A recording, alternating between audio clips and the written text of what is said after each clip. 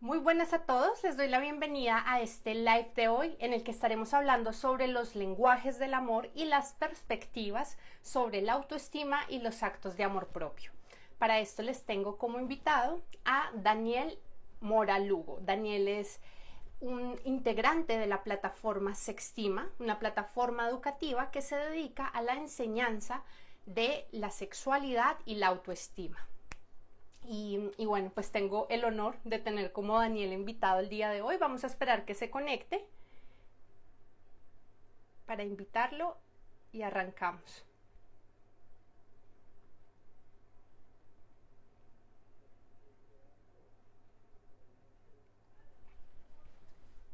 No se ha conectado. Bueno, les cuento, la plataforma de Sextima, les venía diciendo, es una plataforma educativa, pero tiene algo muy bonito y es que busca la democratización de herramientas de autoconocimiento, precisamente para evitar la violencia estructural en las relaciones, todo tipo de relaciones.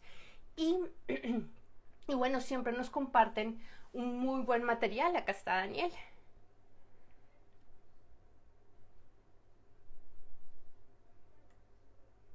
A ver.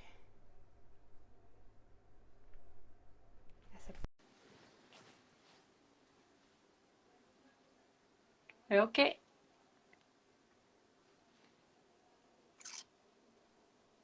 Hola Hola Paula, Daniel, ¿cómo ¿cómo estás? estás? Muy bien, muy bien. ¿Y tú cómo vas? Muy bien, encantada de tenerte acá. Muchas gracias por Ah, bueno, me aceptar la encanta. invitación. No, con mucho gusto y con mucho amor. Llevaba un poco alejado, llevaba un tiempito alejado de las redes y bueno, creo que este es un buen reinicio después de una etapa de ausencia. ¿Cómo has estado, Paula? Feliz, feliz, feliz de tenerte acá. He estado, bueno, trabajando también. Últimamente, de hecho, me metí a un programa de autoestima de la plataforma. Estoy cursándolo en este Oh, qué momento. nota, qué Sí, nota, te felicito. sí, no, gracias Bienvenida. a ustedes. De verdad que hacen No, un trabajo hermoso. Entonces, gracias. bueno, Daniel, para darte la bienvenida, me encantaría que para la audiencia que todavía no te conoce, te presentaras, bueno, les comentaras en qué consiste la plataforma de Sextima. Bueno, saludos a la comunidad, pues a tu comunidad, Paula, y bienvenidos a este live que vamos a trabajar lenguajes del amor. Me presento, mi nombre es Daniel Andrés Mora, soy facilitador y cofundador de Sextima. En Sextima, como les estaba compartiendo Paula, nosotros nos encargamos de investigar cuáles son las raíces de la violencia que la subyace y de esa manera poder desarrollar herramientas y pedagogías que nos permitan contrarrestarla. ¿Por qué? Porque para nosotros es muy importante la construcción de entornos de bienestar. Y bienestar y violencia van muy de la mano. ¿A qué me refiero? Cuando una variable es alta, ejemplo, el bienestar es alto, la violencia en esos entornos es bajita. Si el bienestar se cae, eso significa que la violencia se va a disparar. Entonces, cuando hablamos de bienestar, es muy importante también hablar de qué es la violencia para poder hacer ejercicios de contrarrestación y finalmente poder alcanzar el objetivo del bienestar que nos deseamos proponer. Entonces, eso nos dedicamos a desarrollar herramientas pedagógicas, a la investigación y pues a difundir información y conocimiento para las personas que deseen caminar este camino. Sí. Bueno, yo personalmente recomiendo siempre tu trabajo y pues el de tus compañeros. Es realmente una plataforma que les da herramientas muy útiles, muy efectivas. Yo ya he cursado, bueno, 3 cursos con la plataforma. Estuve ¡Wow! en el de Gracias. cómo dejar una relación, ese les hace un tiempo, cómo abandonar una relación, cómo terminar una relación sin morir en el intento, que me Súper pareció importante. buenísimo. Uh-huh. Ahorita Sí. estoy cursando sobre autoestima y la del perdón. Ok, bueno, bienvenidos a todos los que quieran ingresar. Bueno, vamos a tener este live. Si les gusta lo que hablamos, si les gusta lo que exponemos a lo largo de este live con Paula, pues muy bienvenidos a ser parte de la comunidad de Sextima también, a inscribirse en la plataforma académica. Tenemos varias clases que no tienen ningún costo, información de primera mano que ustedes pueden llevar a sus vidas. Y bueno, aquí estamos para servirles. Paula, te dejo la Genial. batuta, por favor, guíame cómo quieres que desarrollemos este live. Claro que sí, Daniel. Bueno, me gustaría que nos comenzaras diciendo en qué consisten los lenguajes del amor y cuáles son cada uno de ellos. Bueno, los lenguajes del amor es una propuesta que nosotros recibimos de un autor que se llama Gary Chapman. Gary Chapman hace como este primer acercamiento a los lenguajes del amor. Él identifica que las personas tenemos 5 lenguajes en la forma en que lo damos, expresamos el amor y otra forma en que deseamos recibirlo. Entonces tenemos estas dos rutas, una de salida y otra de entrada, y esos 5 lenguajes que pueden ser de salida o de entrada, los que él identificó fueron palabras de afirmación, que es todo este universo de lo que se maneja de forma lingüística y verbal, en términos de qué bien, me encanta tu cabello, me encanta lo que hiciste, mira esto fabuloso que logré, etcétera, etcétera. Hay todo un reconocimiento y reafirmación positiva en este primer lenguaje. El otro lenguaje que tenemos para expresar el amor, el cariño y el cuidado es el tiempo de calidad. Hay personas que expresan el amor con tiempo de calidad. Yo soy uno de estas personas que tiene este lenguaje del amor alto, dando tiempo de calidad.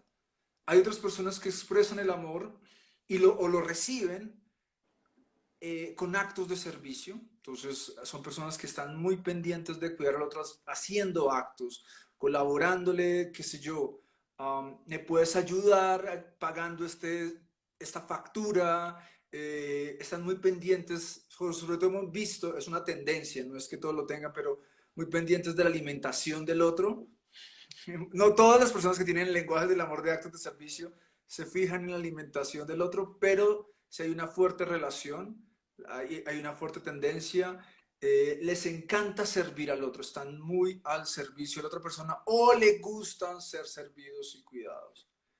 El otro lenguaje del amor que tenemos es regalos, entonces nos extendemos al otro a través de los regalos.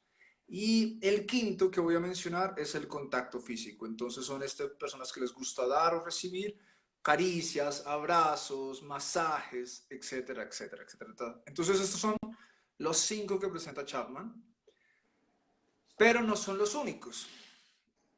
A medida que nosotros hemos avanzado en el proceso de investigación, hemos identificado 4 lenguajes más. Ujú. Entonces, tenemos en este momento identificado 9 lenguajes del amor y puede que aparezcan más, sí, puede que aparezcan más, pero en este momento tenemos identificado 9.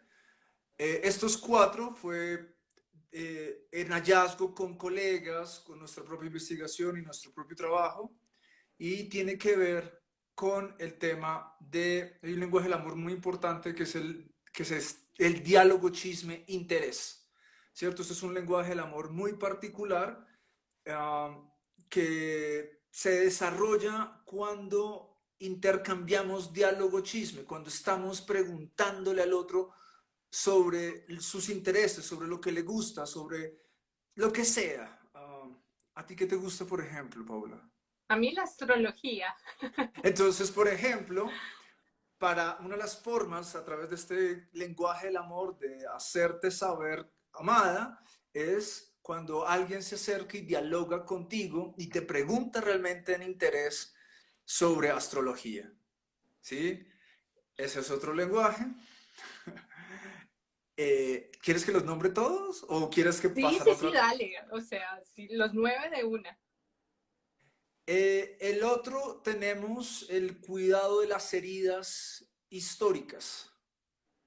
Y es que todos tenemos heridas y traumas transgeneracionales e históricos. Este lenguaje es uno de los más difíciles de aplicar porque para que alguien conozca mi herida, yo debo haber hecho primero un trabajo de autoconocimiento de cuáles son mis heridas. Entonces, si yo fui una persona que recibió, qué sé yo, un tipo de abuso físico en la infancia, pues en la adultez a mí ciertos tipos de contacto no me puede que no me gusten. Entonces, si una persona me quiere amar, yo debo informarle, oye, mira, de esta manera no me puedes tocar o si me vas a tocar tienes que hacer estos protocolos porque si me agarras de cierta manera me vas a activar mi herida y si me tocan la herida voy a reaccionar.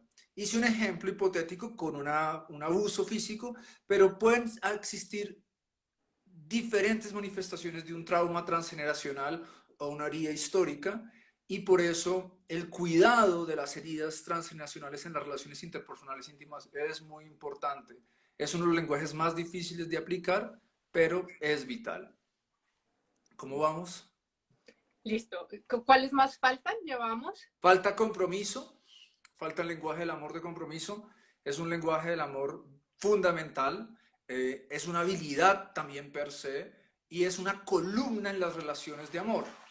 Cuando las personas no tienen la capacidad de cumplir sus compromisos afectivos, pues se está faltando a un gran elemento de las relaciones de amor y es cumplir a lo que nos comprometemos. Entonces, si te fijas, este lenguaje del amor complementa todos los otros lenguajes, es la base de todos y no, ¿cómo decírtelo?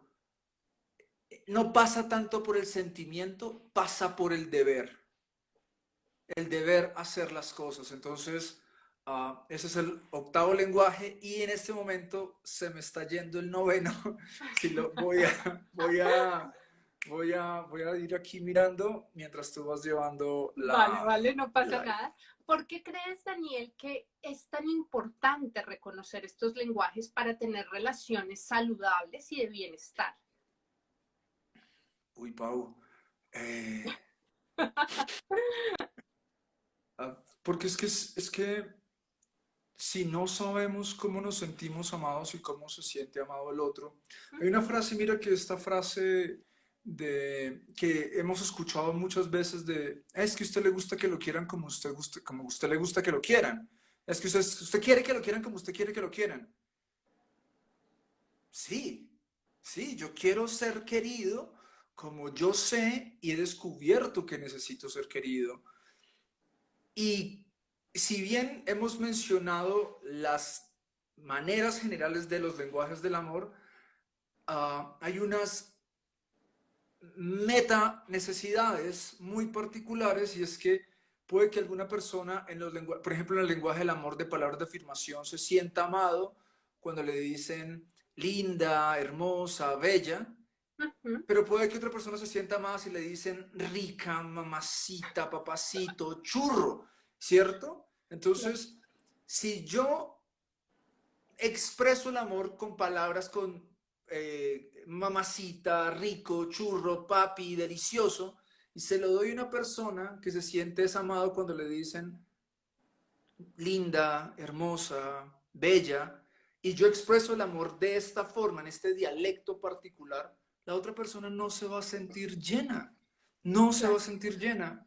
Y una y otra vez, si una persona no se siente llena, va a entrar en carencia. Y si entra en carencia, va a empezar a recurrir a la agresividad y posteriormente a la violencia para tratar de satisfacer esa necesidad que no está siendo satisfecha. Entonces, conocer la forma en que yo expreso el amor, en el que necesito recibirlo y saber la del otro, es fundamental para sentirnos amados. Mi esposa, por ejemplo, tiene el lenguaje del amor actos de servicio, altísima en la recepción y en el darlo también, y yo soy re malo en los actos de servicio. No soy tan bueno. Me ha tocado aprender muchísimo para que ella se sienta amada y cuidada cuando yo hago actos de servicio. El lenguaje, ella no es tan buena, o no era tan buena en dar lenguaje del amor contacto físico. Y es algo, porque es uno de lo que yo tengo más altos en la recepción y en el dar, y a ella le tocaba aprender un montón a entregar contacto físico para nutrir al compañero con el que convive y con el que tiene una relación. Entonces, pongo este ejemplo personal, pero es algo que ustedes pueden transferir a sus relaciones y a sus vidas. ¿Tú has descubierto cuál es el tuyo, Pau? Ay, no sé. A mí, bueno, para mí el contacto físico es importante, pero digamos astrológicamente tengo un Venus en aire. Para mí, Ajá. que me pregunten, que me guste, que estén atentos de mí, el diálogo y los actos de servicio también los valoro mucho.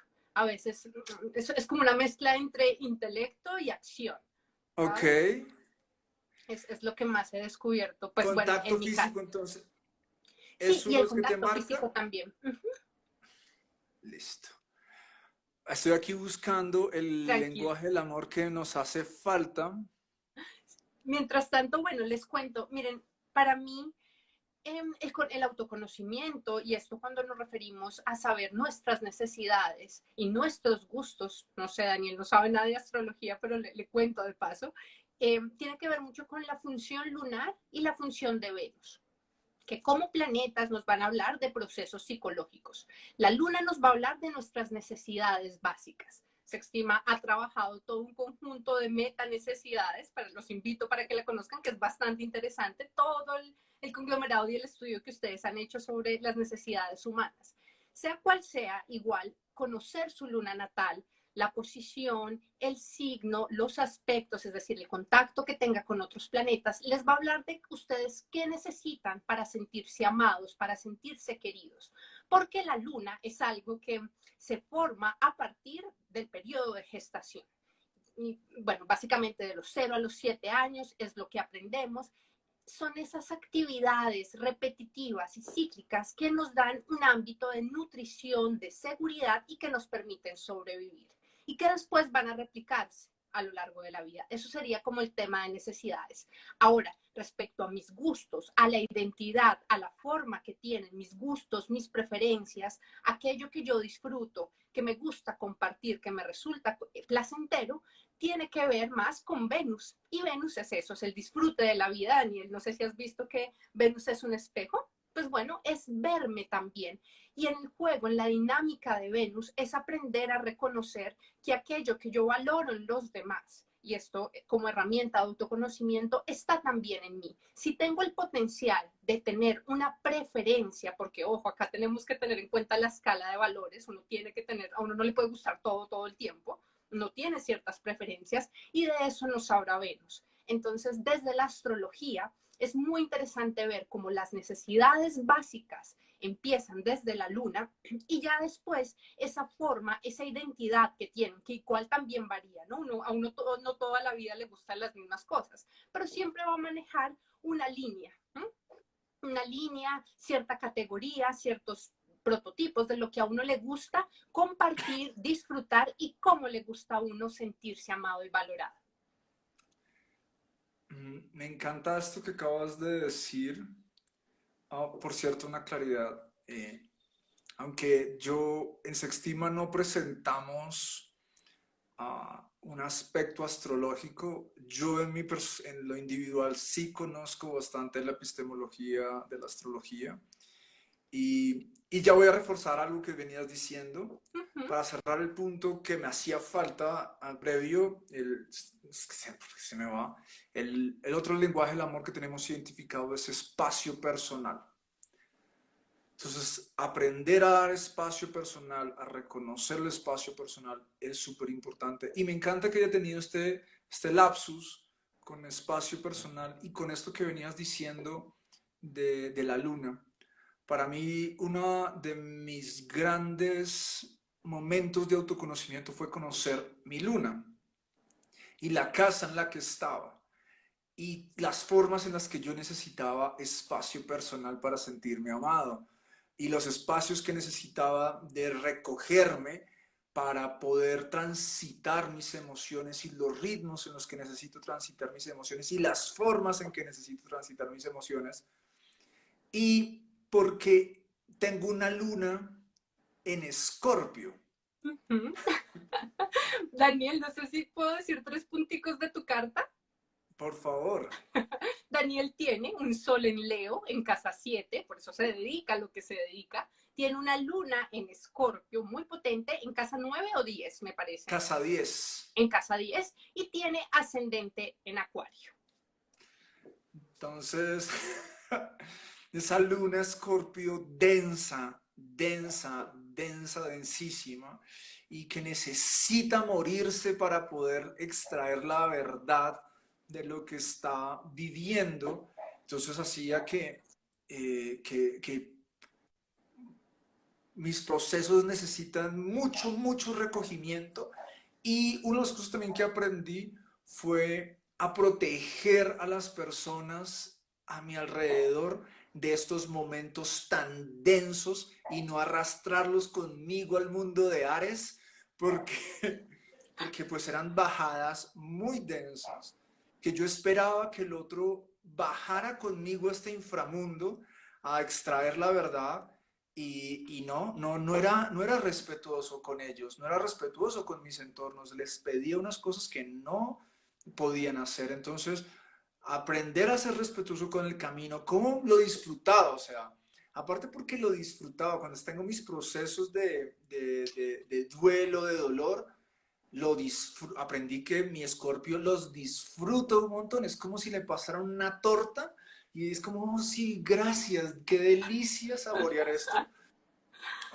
En esos momentos cuando no tenía tan buena gestión o estaba en el proceso de autoconocimiento de mi escorpio, en la luna de escorpio, yo me acuerdo que en ese momento también estaba pasando por una tusa y con la persona que me estaba acompañando me decía, vívela, vívela.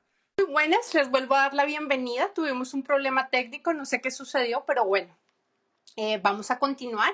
Estoy esperando a que Daniel vuelva a ingresar. Les hago un pequeño resumen. Daniel hizo su presentación, nos contó sobre la plataforma Sextima, a qué se dedica, nombró los 5 principales lenguajes del amor y nos mencionó 4 lenguajes más que han sido, hola Dani, que han sido investigación de Sextima. Ahora nos estaba compartiendo, antes de que se hiciera el corte, sobre su experiencia a través del autoconocimiento de su carta natal. Habíamos hablado sobre las necesidades básicas y especialmente nos estábamos refiriendo a la luna. Continúa, Dani. Entonces, estaba contando esta anécdota en la etapa y el proceso de descubrir y religarme conscientemente con mi luna Escorpio. Um, Nada, descubrí que era bien densa y en esos momentos yo me acuerdo que iba al Carulla, confluyó que estaba terminando una relación y yo me iba al Carulla llorando a 3 cuadras, como hacía compras llorando, el cajero me vería llorando, y yo regresaba a la casa llorando y fue muy, ya no es así, quiero hacer esa claridad, ya no es así, ya me religué, ya le conozco, sé lo que necesita, sé lo que tiene que, cómo me, cómo me puedo acompañar en este proceso de mis emociones y de bajar a estos lugares tan densos que requiere y necesita Scorpio para extraer la verdad de sus experiencias y la búsqueda de justicia, pero pero sí, sí, la verdad, y volviendo a conectar y cerrando la idea del espacio personal, una de las cosas que mi luna descubrí, o al menos en mis particularidades, era cierto espacio para yo poder transitar esto tan denso y a su vez proteger y cuidar a las personas que tenía a mi alrededor y no arrastrarlas a este fango y a estas aguas tan, eh, sí, que se hunden en la tierra, que son tan escorpionas. Tan catárticas, ¿no? Escorpio tiene que ver con los procesos de regeneración y evidentemente un ámbito que te va a ayudar a nutrir, a sustraer lo que es nutricio para ti, lo que te da seguridad, tiene que ver con los procesos de transformación. Y claro, esto no es tan fácil, ¿no? Es ver la crudeza, experimentar también cómo las cosas se transforman, cómo algo dentro de ti muere y algo particular digamos, para describir a Scorpio tiene que ver con el desgarro. Hay algo que profundamente se me desgarra. De ahí Sí. es tan doloroso. Por eso esta etapa, y por eso hemos estado tan alejados este semestre, porque en diciembre nosotros nos topamos en nuestra investigación con una información que fue muy desgarradora, fue profundamente desgarradora. Todavía me estoy recuperando de acomodar esta información, ya con muchas más herramientas pude informar a mi entorno y decirle como, oigan, voy a estar pasando por esto, quiero que sepan que estoy pasando por un proceso de transformación, es muy difícil, es duro, Yo me acuerdo que en ese momento vivimos fuera de la ciudad y yo me iba a Bogotá igual, llorando todo el camino en el carro, por todo ese proceso de procesar información Ujú. con lo que habíamos encontrado y regresarme a atender a mis clientes. Apenas llegaba a mis clientes, pum, coraza, pin, dando perfecto, chiquichín, me subí al carro y me regresaba hasta el lugar donde vivimos nuevamente llorando, porque son procesos de transformación muy, muy dolorosos los que la luna en Escorpio, sobre todo en esta casa del medio cielo, donde es muy retador, es muy retador. Pues acá, nada, acá bienvenidos los procesos de catarsis. Sí. Bueno, no sé, ¿cómo vamos llevando esto? Vale, vale. Bueno, Dani, ya para pasar al siguiente tema, entonces ya sabemos por qué es importante la utilización, el conocimiento de los lenguajes del amor, pero esto supone también un proceso de autoconocerse, de saber, y en esto vamos a pasar a la definición de autoestima, ¿vale? Entonces me gustaría preguntarte, ¿qué es para ti el autoestima? Aunque, bueno, ya lo has definido en el video en el que anuncié el live de hoy, puse, bueno, tu definición, lo que consideraban desde Sextima, qué se entiende por autoestima y cómo se crea, es decir, cuáles son las bases de la autoestima. Ok, la autoestima se puede ver como, bueno, para empezar, creo que la palabra autoestima es una palabra que está mal generada, no es Ujú. una palabra adecuada para lo que realmente es el proceso de la autoestima, pero como es una palabra eh, que ya simboliza y significa algo para la popularidad, pues nos es fácil usarla para acercarnos a presentar un concepto, pero per se la palabra no es tan buena porque si bien nos hemos dado cuenta, la autoestima no es tan auto, ¿cierto? La estima tiene unos procesos autónomos y heterónomos, o sea, propios y también dependen de la relación con los otros. Entonces, y esto es bastante contracultura, la autoestima, la mal llamada autoestima, en realidad es mucho más heterónoma, o sea, es mucho más heteroestima que autoestima. Es más, pesa mucho más lo que los entornos nos dan o nos retroalimentan que lo que nosotros hacemos por nosotros mismos. Esto lo explico mucho más a profundidad en el programa de autoestima, pero la estima sí tiene un frente autónomo y tiene un frente heterónomo.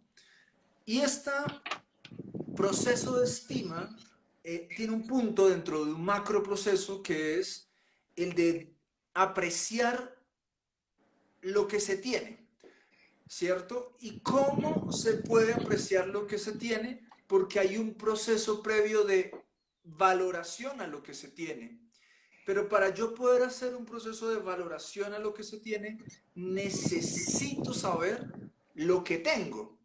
Entonces, si yo no sé lo que tengo, es muy difícil poder llegar a generar una estructura de valor Ujú. y si no tengo unas estructuras de valor, no puedo llegar a tener una estima por esto que tengo y por consiguiente no se puede llegar a generar actos de amor y cuidado por esto que tenemos. Porque no lo estimamos porque no lo valoramos, no lo valoramos porque no sabemos lo que tenemos. Entonces, acá hay un paso importante entre lo que se tiene y la estructura de valor que nosotros llamamos el reporte.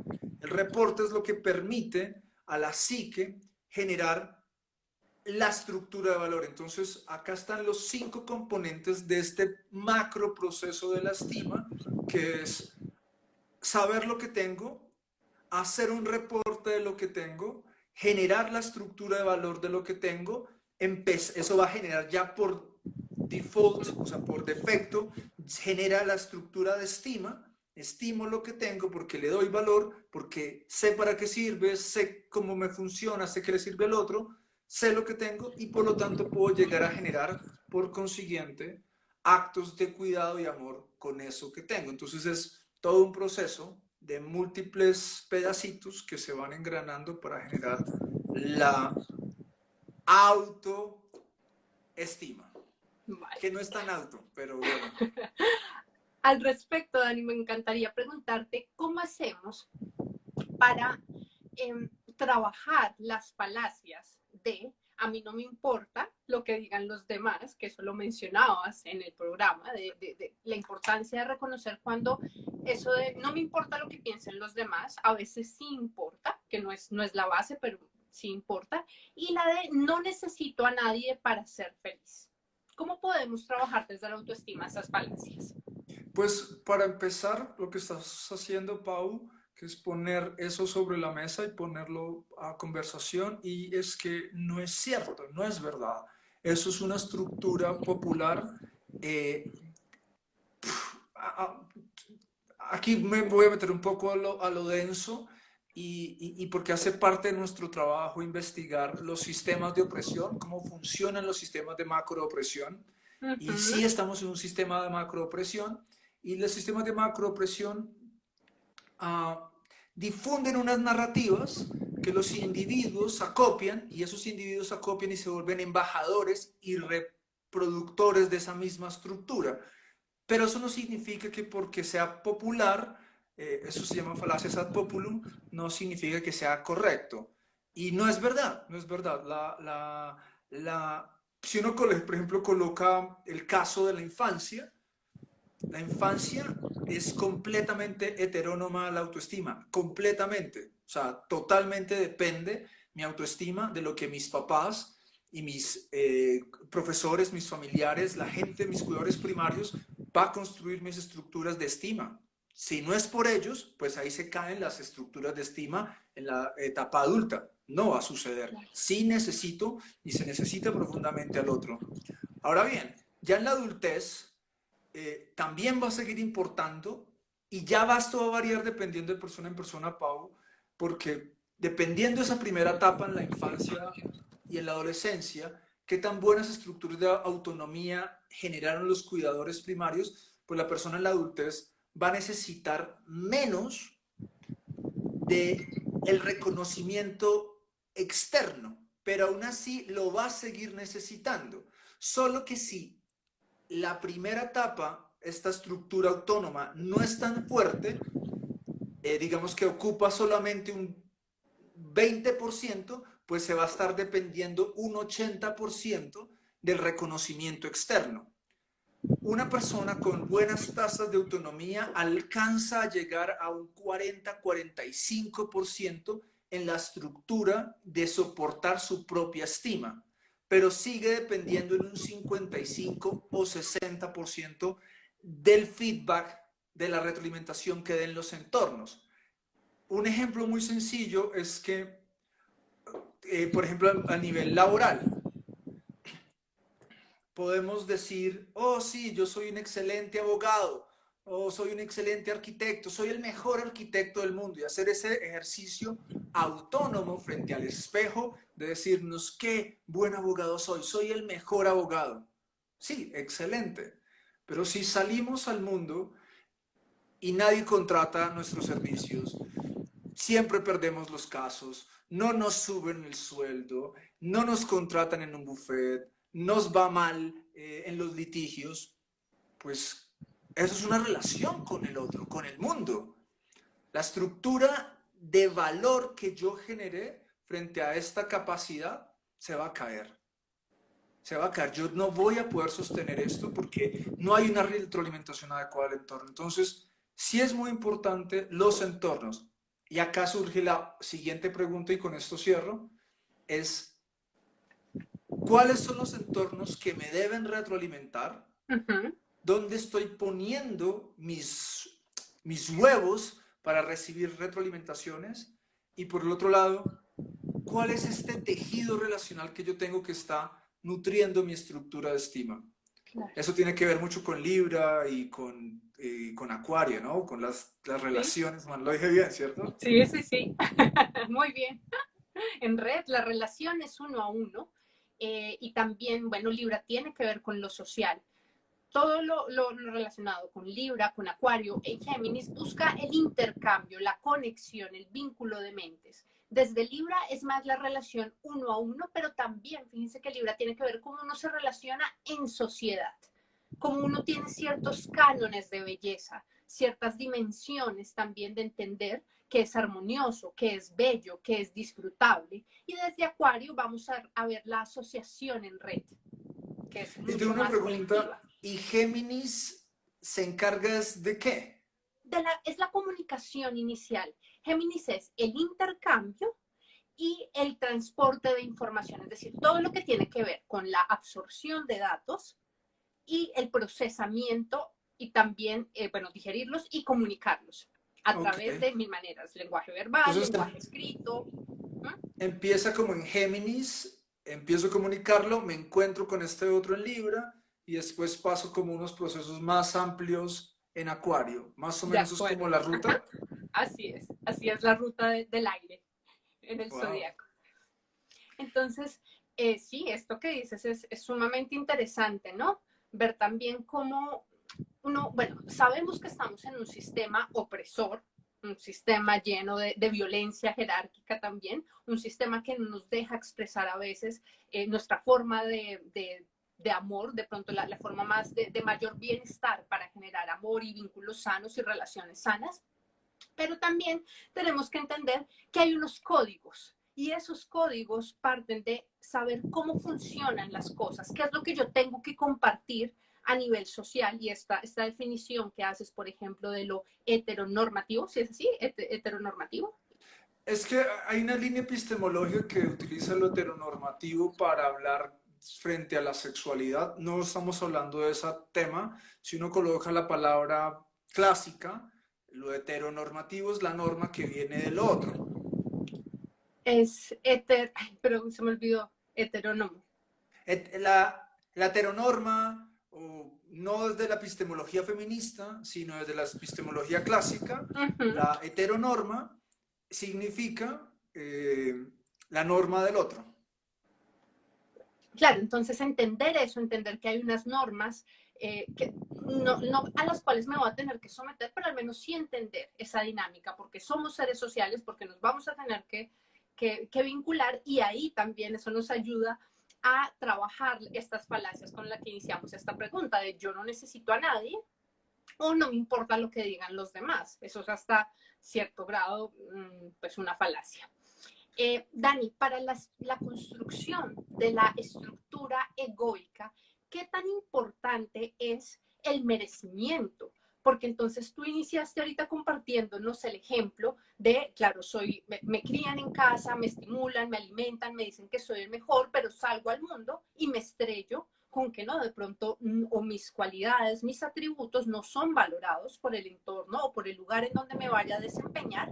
Y ahí empieza uno, bueno, ¿cuál es entonces el papel del merecimiento dentro de la construcción del ego?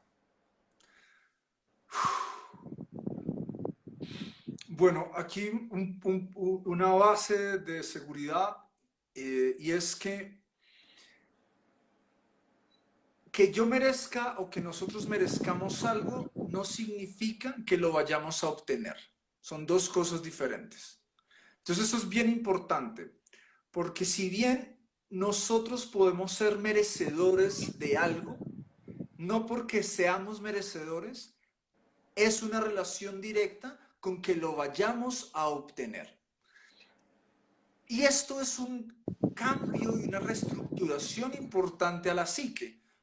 Es un proceso de maduración porque la psique más inmadura cree que porque se lo merece, lo tiene que recibir. Y eso no es verdad. ¿Listo? Uh -huh. Entonces, es muy importante separar merecimiento de obtener.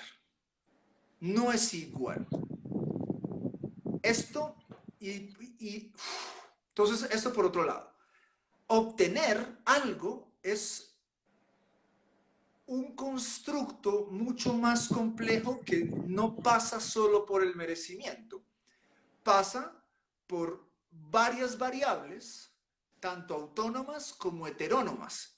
Entonces, dentro de las autónomas tenemos querer, merecer y poder. Poder me refiero a tener capacidad. Porque si no tenemos capacidad, obtener algo no va a ser posible por más merecedor que yo me sienta de eso. Entonces, la capacidad también va a ser muy importante.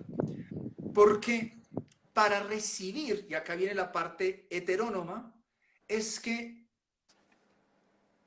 necesitamos generar el suficiente valor en el entorno. Y si por mi estructura de capacidad no genero el suficiente valor al otro, el otro no me va a entregar recursos. Y eso es algo que a mí se me sale de las manos, que el otro no me quiera entregar recursos. Entonces, si te fijas, yo puedo merecer, puedo poder, puedo querer, pero si el otro no quiere entregarlos, yo no voy a obtener. Entonces, esto es un pensamiento más complejo que el blanco y el negro frente al merecimiento, porque sí, el merecimiento es bien importante, está muy relacionado con la autoestima. A medida que se desarrolla y se aumentan las estructuras de autoestima, las estructuras de merecimiento aumentan, pero eso no significa que porque uno tenga una buena estructura de valor, sea capaz. Claro. Y la capacidad es algo que nosotros los Homo sapiens eh, si juzgamos mucho, estamos mirando mucho si el otro tiene la capacidad de y tiene cosas que a mí me parezcan valiosas. Entonces, claramente cuando esta estructura, vamos a hablar desde la autonomía solamente, yo puedo ser merecedor de algo y no tengo la capacidad de obtenerlo, claramente eso va a afectar mi estructura de valor. Claro. La va a afectar. Ahí toca hacer unos refuerzos al individuo desde otra clase de permisos, eso lo trabajamos un montón en terapia.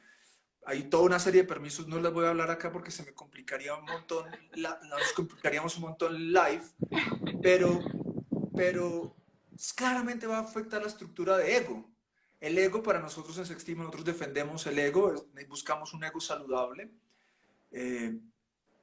pero claramente si yo tengo una estructura de merecimiento y tengo un poder, o sea, tengo capacidades, habilidades, privilegios, un montón de cosas, y obtengo, pues se alinean estos merecimientos, este querer y este poder, y pues la estructura de valor va para arriba.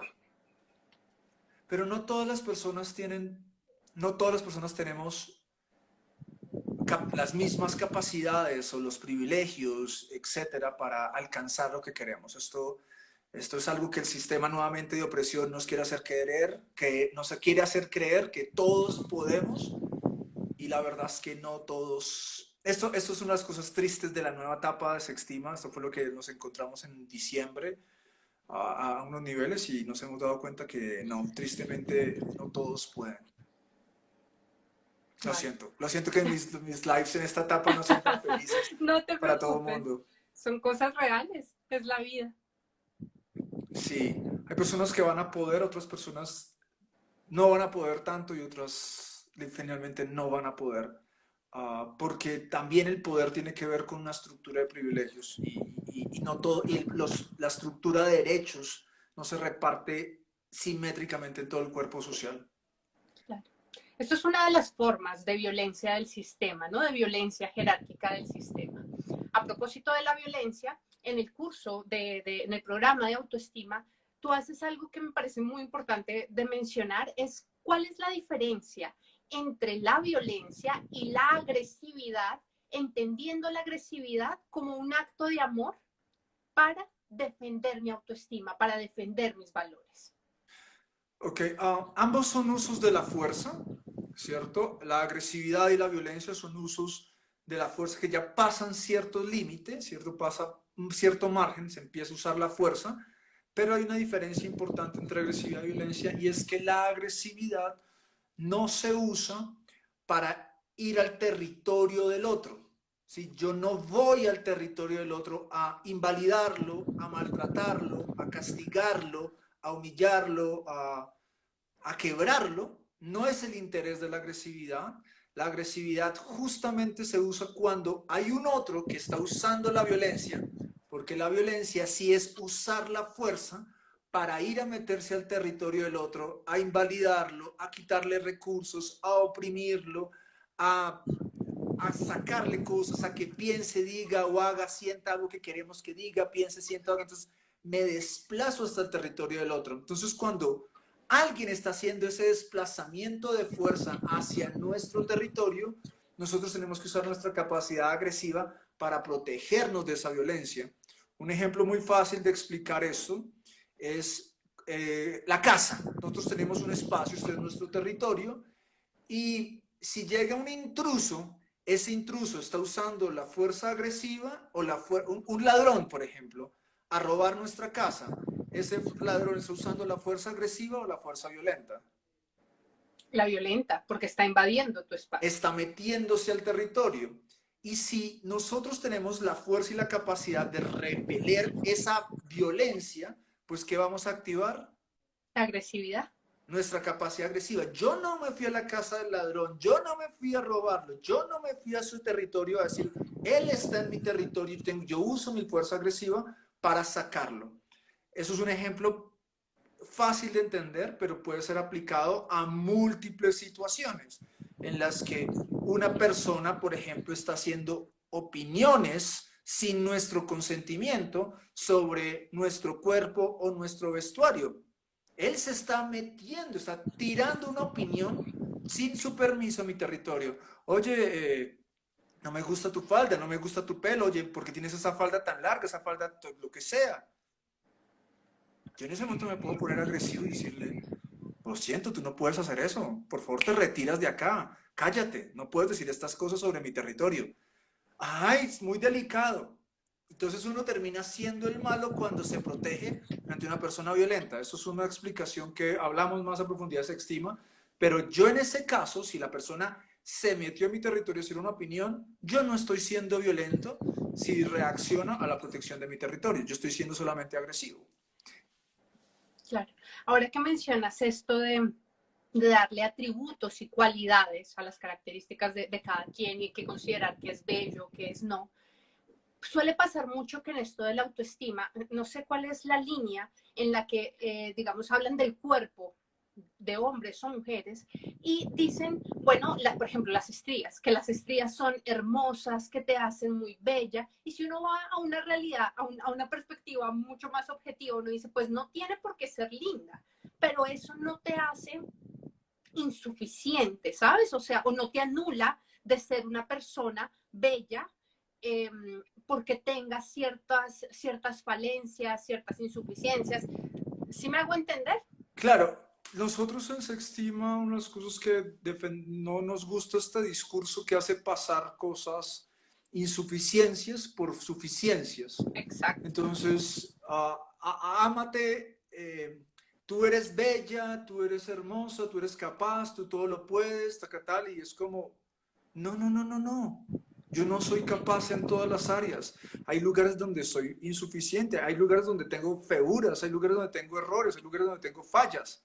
Y las reconozco, las acepto y acepto mi insuficiencia y aún así seguirme amando en mi insuficiencia. Yo no tengo que ser bello, yo no tengo que ser hermoso en todas las áreas. Es más, hay áreas en las que yo no cumplo, no la logro, no llego. Está bien. Pero la narrativa nuevamente de opresión popularizada y comercializable es que hace pasar deficiencias y hace pasar fallas y errores como algo positivo.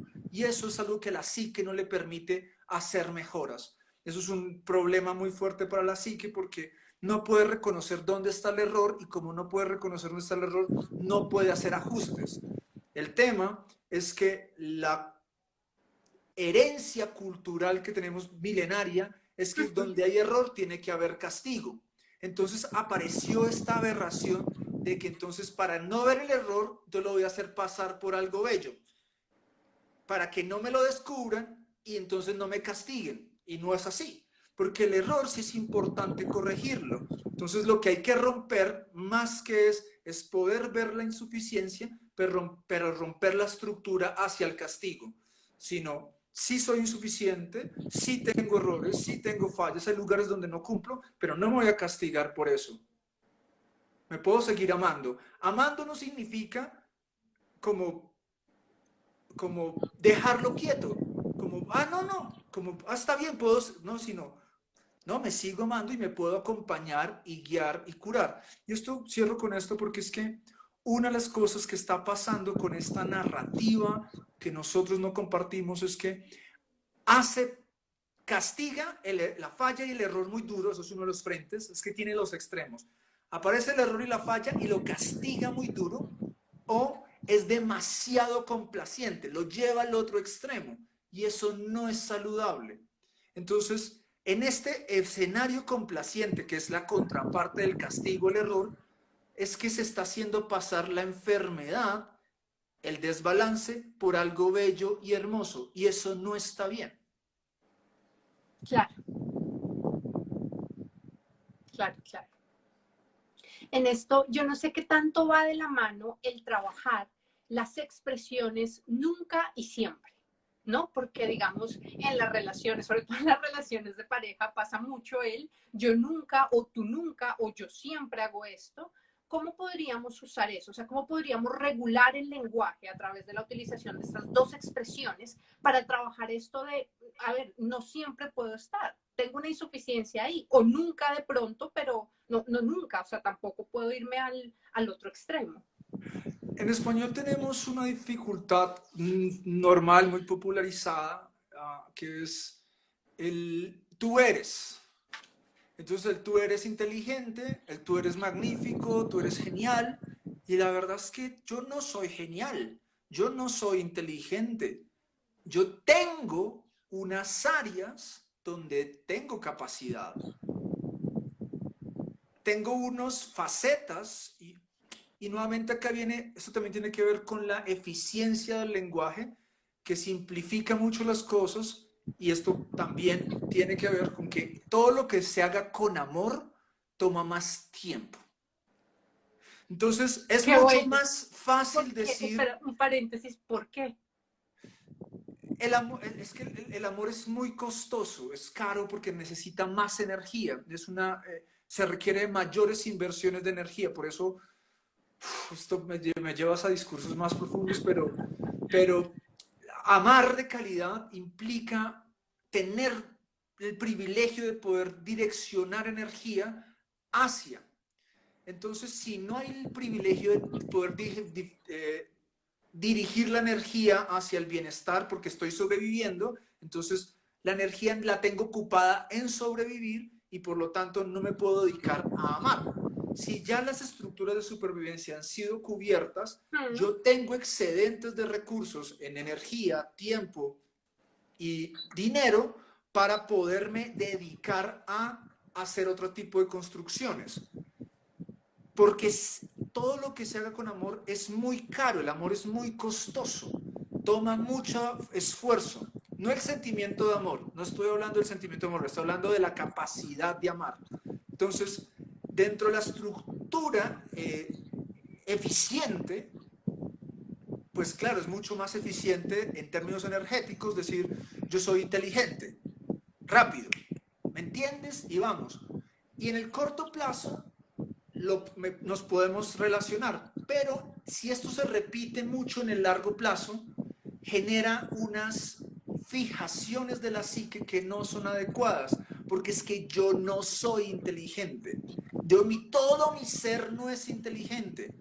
Hay áreas donde soy capaz, hay áreas donde tengo capacidad, hay áreas donde soy suficiente, pero hay otras áreas donde no soy inteligente, hay áreas donde no tengo capacidad. Entonces, si una persona se construye su identidad desde el soy, pues no hay margen para la insuficiencia. claro. Entonces, fíjate solamente esto. Yo soy inteligente versus decir, no, es que en esta área particular de automóviles tengo muchas habilidades. Me tomó más tiempo. Es mucho más asertivo, pero toma más tiempo. Claro. Se Como, me olvidó en qué te había cortado. Ay, perdona, No, que no, te había no. hecho el paréntesis. En el tema me preguntaste el siempre. Entonces, el yo soy es una especie de adjetivo categórico que se relaciona con los superlativos categóricos. Siempre, nunca, jamás son superlativos categóricos. Generan una totalidad de algo. Y ahí estás hablando tú de comunicación asertiva. Ah, la comunicación es muy importante, por un lado, para expresar amor, cuando hablamos de los lenguajes del amor, y para construir buenas estructuras de estima, porque me va a dar más espacio para el autoconocimiento, porque es que el soy una totalidad, pues ya es que yo soy, bueno, ya llegué. No, no, no, somos un universo multidimensional de muchas partes y en algunas partes tenemos suficiencias y en otras partes tenemos insuficiencias. Sí, es muy claro, es muy claro. Entonces yo siempre, es que esto acá, este área del siempre y el nunca, Daría tiene que para ver un con, curso. es un curso completo. Sí. Dani, hablando de lo transpersonal, ¿cómo hacer para manejar o dar una buena gestión a las narrativas de amor transpersonal? De si sabemos que las relaciones, y sobre todo en relaciones sexoafectivas, ¿no? ¿Cómo hacemos para reconocer cuándo podemos aterrizar un poco a tierra? Porque a veces esa narrativa transpersonal nos lleva a que el amor es incondicional, el amor es infinito, el amor todo lo puede. ¿Cómo hacemos para reequilibrar cargas e interacciones justas y más equitativas? Esta narrativa del amor transpersonal, si bien ha sido y fue funcional por mucho tiempo, uh, y hago esta claridad porque a mí no me gusta y cada vez soy más enfático en reconocer lo que nos ha traído hasta acá. Así hayan sido estructuras de opresión, de injusticia o de supervivencia o violencia, nos han traído hasta acá y nos han permitido, nos han dado el chance de llegar hasta acá. Entonces, que sí hay que cuestionarlas para hacer modificaciones, seguir hacia adelante, sí. Pero si bien esta narrativa del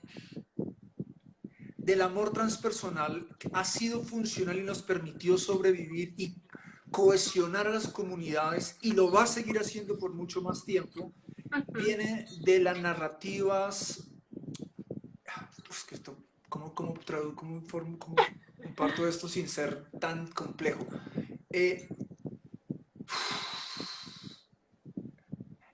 En nuestra cultura viene de lo católico y lo cristiano, ¿cierto? Y el amor católico cristiano de nuestra herencia occidental, porque hay otras narrativas que se utilizan para Oriente, pero en estas narrativas que nos llegan a nosotros a Occidente, vienen de lo católico y lo cristiano. Y las narrativas cristianas son muy de amor transpersonal. Ese tipo de amor cristiano no se puede aplicar a las relaciones interpersonales, porque en las relaciones interpersonales son relaciones de intercambio justo, equitativo y equivalente. Y se da esperando a cambio. Y se recibe esperando poder también dar a cambio. Entonces, hay una estructura de justicia. Llevar el arquetipo, no sé, el arquetipo grecorromano que se relacione con este arquetipo junguiano, que es el arquetipo del Salvador, ¿cierto? Este arquetipo del Salvador funciona mucho para las relaciones de amor transpersonal. Pero si yo llevo el arquetipo de Salvador a mis relaciones interpersonales, de pareja, de amistad, de colegas de trabajo, de jefe, de compañeros de trabajo, llevo el Salvador a esas relaciones interpersonales, estoy haciendo mucho daño. No es un buen arquetipo para este tipo de relaciones. Pero, nuevamente, tocándolo con la autoestima, una persona que tiene bajas tasas de autoestima necesita encontrar una estructura de generarse valor para garantizarse vínculo. Entonces, una de las formas a las que puede recurrir para generar valor en sus entornos es recurriendo al arquetipo del Salvador porque salva a todas las personas en su entorno y su entorno lo reconoce valioso. Pero eso es una relación asimétrica, en una relación de pares. Entonces, no está bueno. No está bueno este arquetipo del Salvador en las relaciones interpersonales íntimas.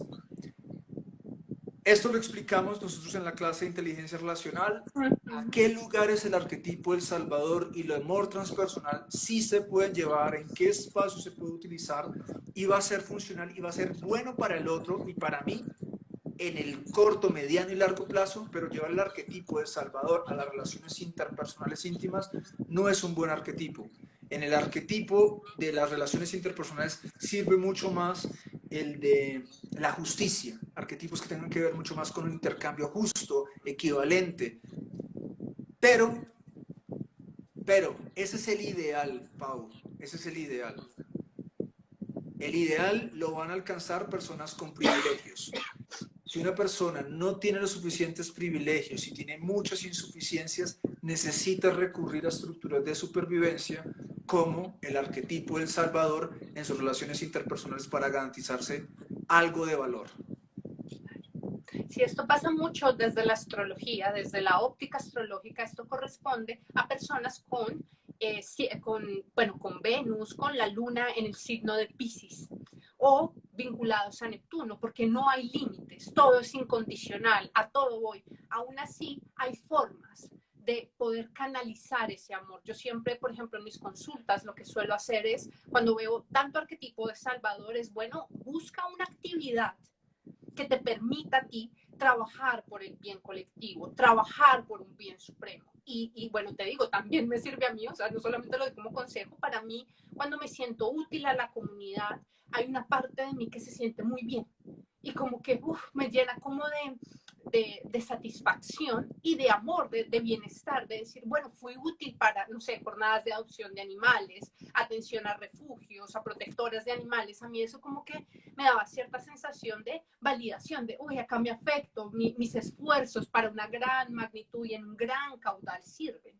Entonces, digamos que pese a que hay personas que tienen esta configuración y que es compleja de llevar en las relaciones interpersonales, porque esto que dices, claro, las relaciones interpersonales en equilibrio, en armonía, van mucho más con el arquetipo de Libra, que es el experto en negociar, el experto en el gana y gana. Me encanta eso que acabas de decir, sí. Es que es así. Y bueno, personas también con carga transpersonal plutoniana, como tú, por ejemplo, con la luna en Escorpio, o de Escorpio, de Plutón, o de Urano, o del signo de Acuario, también van a encontrar canales. No serán los mismos, ¿no? Pero sin duda quienes tienen como arquetipos de carga transpersonal que permiten esas narrativas, ¿no? Que es como lo, digamos, no quisiera decirlo lo natural, pero es mucho más común encontrar en esas posiciones, en esos signos, en esos arquetipos, personas que tienden a manejar esas narrativas transpersonales respecto al amor, pues hay maneras de solucionarlo, ¿no? Sin que eso altere las relaciones de paridad y puede darles un canal para contribuir, para, digamos, hacer dinámicas de lo social y así trabajar este aspecto transpersonal. Totalmente, me hiciste, mientras hablabas, claro, y a mi lado pisciano, yo también tengo que alimentarlo, o sea, mi lado pisciano, mi lado acuariano, es importante darle su alimento y su comida, y también tengo que encontrarles espacios, porque es que si no les encuentro sus espacios adecuados, pues se van a sentir ofuscados, no reconocidos y se empiezan a meter en otras áreas. Entonces, es muy importante darle su espacio para que puedan hablar. Y por ejemplo, a mi sextima me ayuda muchísimo para poder a mi área pisciana y acuariana poder ir a entregar al mundo, a servir al mundo. Y ahí me sirve esta estructura. Pero yo llego a mis relaciones interpersonales y mi pareja me dice, tú no eres mi terapeuta. Claro. O sea, tú eres mi Olvídate que pareja. estamos en una posición de jerarquía ayudante salvador, claro.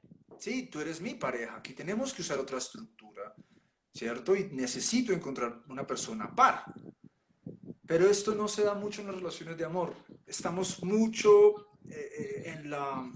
cuando no tenemos estos conocimientos, cuando no nos hemos formado, entramos mucho en relaciones asimétricas, donde el conquista, y la misma palabra en el español, hablando del lenguaje, yo voy a ir a conquistar a esa chica, yo quiero que me conquiste, entonces se vuelve una relación de sometimiento en la constante, en donde uno está conquistando, conquistando, y el otro es conquistada, conquistada, y no es una relación simétrica. Y eso, aunque es muy divertido en el corto plazo y funciona para relaciones de corto plazo, no es sostenible en el largo plazo, es muy desgastante en el largo plazo. Nosotros somos muy defensores de las relaciones románticas dentro del marco que es, las relaciones románticas son muy entretenidas, muy divertidas, si son relaciones fugaces y de corto plazo. O si están por debajo de los 25 años. O sea, los 25 años hacia abajo es una etapa para tener relaciones románticas, es una etapa para tener 18, 16, 17 años, son etapas para tener relaciones románticas, sí. Y en la adultez, ya por encima de los 25, las relaciones románticas se pueden tener, pero son relaciones cortas o fugaces, no son sostenibles en el largo plazo. Claro. Yo desde la astrología diría, después del retorno de Saturno, después de los 28, le daría un margen más de unos añitos para eso que estás Sí, diciendo. la 28 es de 28 para arriba es el ideal. Aparte, muy interesante eso que acabas de decir de Saturno, que coincide con algo neurológico. La corteza prefrontal termina de madurar al menos neurológico, o sea, en términos de maduración biológica, a los 28 años. Mira, claro, los ciclos de la vida, los ciclos de Saturno. Sí. Dani, bueno, para terminar, quisiera brevemente comentarte unas preguntitas que dejaron acá. Pero bueno, agradecerte de verdad por todo esto. En verdad me ha encantado la charla y me podría quedar horas acá, pero tenemos límites. Entonces, nada, vamos a pasar a las preguntas finales y quien quiera de la audiencia pueden participar. Mira, dice que te Ahí extrañan por está acá. Yo también Camila te Wills. extraño, yo también Oye, extraño tus Cami, lives. te estaba pensando hoy. Oye, te veo pronto, porfis. Bueno, Dani, ¿qué hacer con la dificultad de pedir? Tenemos algo y es que estamos en un sistema que es que castiga el pedir, ¿no? Pienso yo en las relaciones de cuando inicia una relación y el tú y yo que somos, sabiendo que alguien quiere formalizar. Entonces, ¿qué hacer con el pedir? Ah, el pedir no es algo, vuelvo a lo mismo que compartí al inicio, no es algo que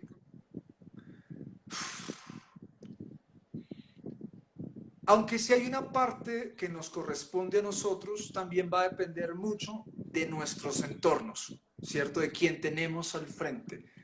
Si el otro que tenemos es una persona que no escucha, que no asume responsabilidades, que no se compromete, que no tiene la capacidad de entregar el lenguaje del amor de compromiso afectivo, o que no tiene conocimientos de sus necesidades y metanecesidades y es empático, en fin, pues eso va a dificultar un montón nuestra capacidad de pedir, va a hacerlo mucho más difícil. Entonces, pongo ese primer punto sobre la mesa de que tenemos, o la invitación es que cuestionemos las relaciones que tenemos en este momento. Si se nos está dificultando pedir, no es toda nuestra responsabilidad.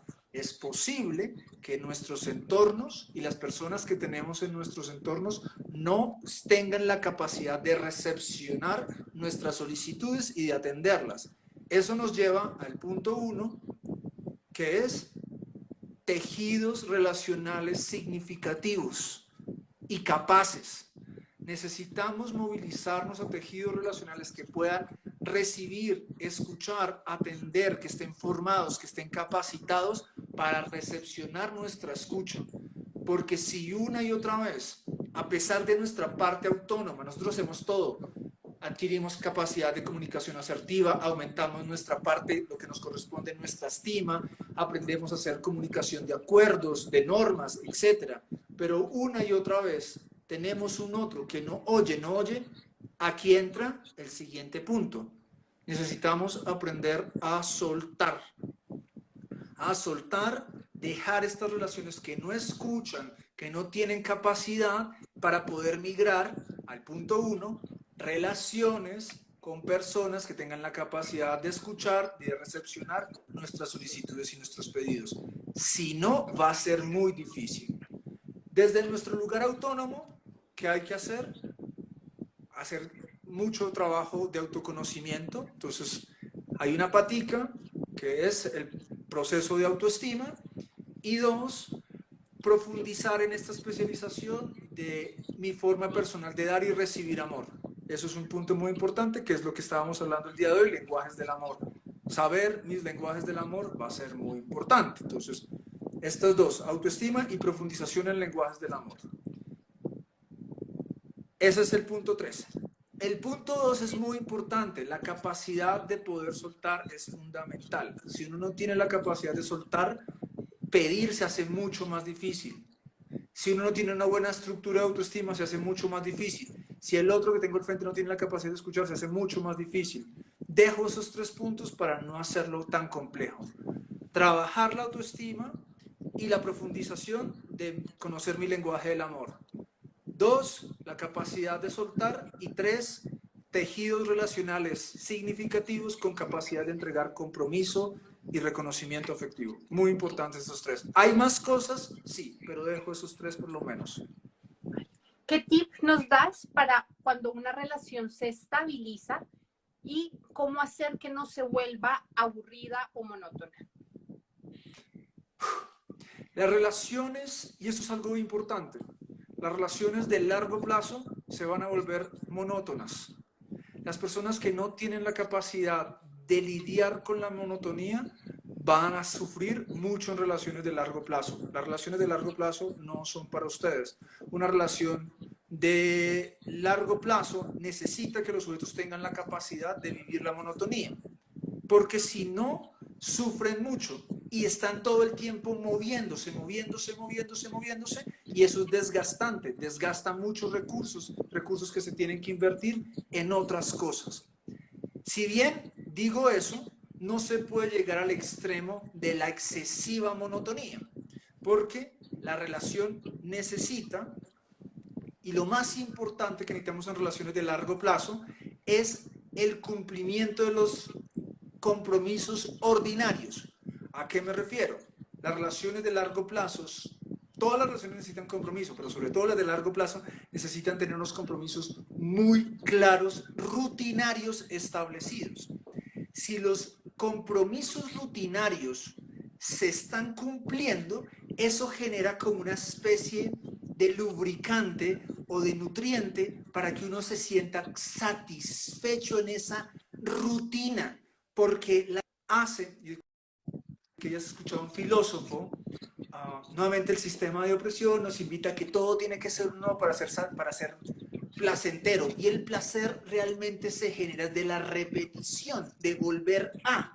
Entonces, como el compromiso y la rutina hace que se repita esto y está funcionando la máquina, entonces eso es bien importante, eso genera este nutriente que hace que uno se sienta satisfecho en la rutina, porque el compromiso afectivo tiene sus tiempos adecuados, están bien nutridos, y de vez en cuando tenemos la extraordinariedad.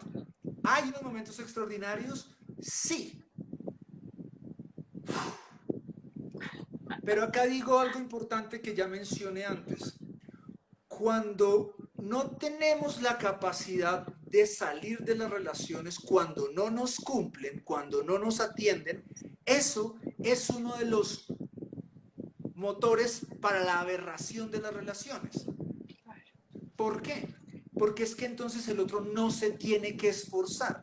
Yo no cumplo y pues aquí no pasa nada, esto no se va a perder. Entonces, como no me tengo que esforzar, pues yo ya no tengo ni que cumplir lo ordinario ni proponer cosas extraordinarias. Entonces, este elemento de no tener la capacidad de salir de las relaciones cuando no nos cumplen, cuando están siendo injustas, hace que la relación se vuelva un tipo de monotonía, pero es un tipo de monotonía injusta. Es que pierde sabor, que pierde porque es que no se cumplen los compromisos rutinarios y por lo tanto no se genera esta especie que nutre la relación. Y como no hay que esforzarse, pues no hay creatividad para generar algunos extraordinarios que pues aireen la relación. Habiendo dicho esto, vuelvo y repito, las relaciones de largo plazo son rutinarias, son monótonas, pero cuando hay justicia, son muy satisfactorias. Y son Bueno, justas porque se cumplen los compromisos. buenísimo. Dani, la última pregunta, y esta es más como personal, ¿qué recomendaciones nos das a todos los que damos acompañamiento terapéutico, acompañamiento o un servicio terapéutico para incluir los lenguajes del amor?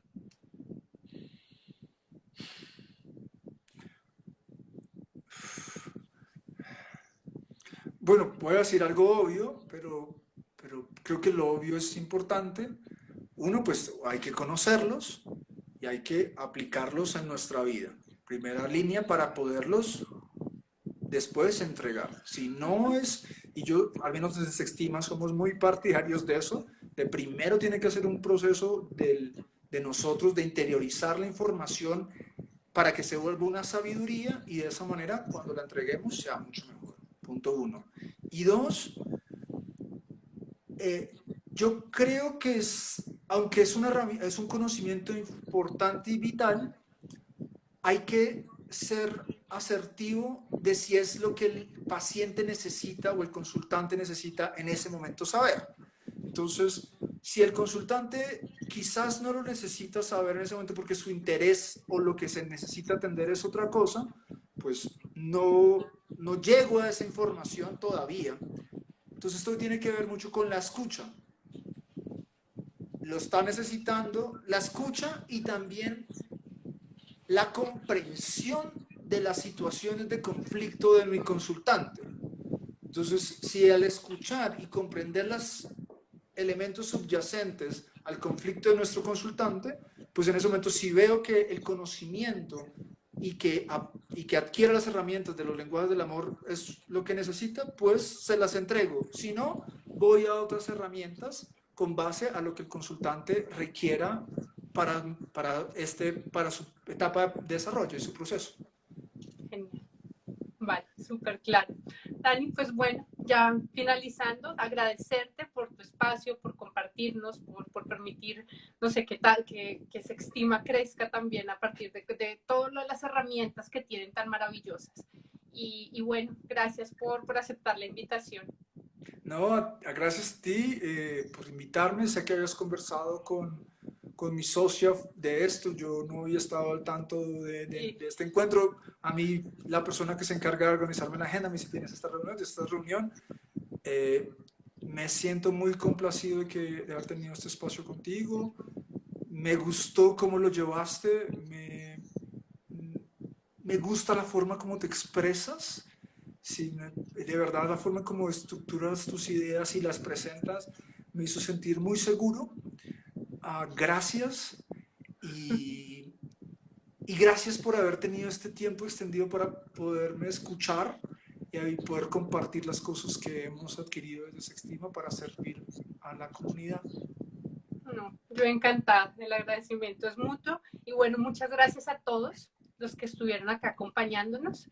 Eh, Nos vemos en una próxima oportunidad y Dani, un placer tenerte acá, de verdad, un honor. Que estés muy Gracias, nos bien. vemos en Un otro espacio, abracito. bendiciones, chao comunidad y nos vemos en otro momento. Chao. Bendiciones.